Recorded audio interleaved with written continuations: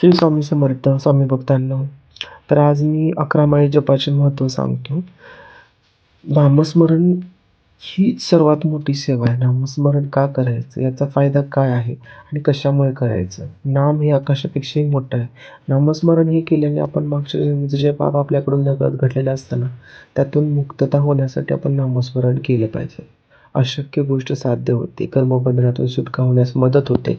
संत तुकाराम ज्ञानेश्वर महाराज सांगतात की नाम संकीर्तन साधन पैसोळे सोपे जळती पापे जन्मांतरीचे.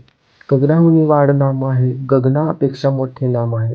श्री स्वामी समर्थ मंत्र जपा अहोरात्र तेने सर्वार्थ पाहिजे. तर पहिली माळ आपण जी करतो ती गुरुसाठी असते. दुसरी आणि तिसरी माळ माता आणि पिता यांच्यासाठी असते. चौथी माळ पितरांसाठी असते. पाचवी माळ ही आपण जे काही काम करतो ना दिवसभर त्यासाठी आपल्याला पाचवी माळ करायची.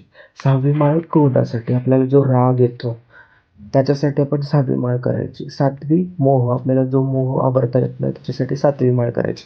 8वी माळ लोभ, 9वी माळ मत्सर, 10वी माळ अहंकार, 11वी माळ ही आपल्या स्वतःसाठी असते.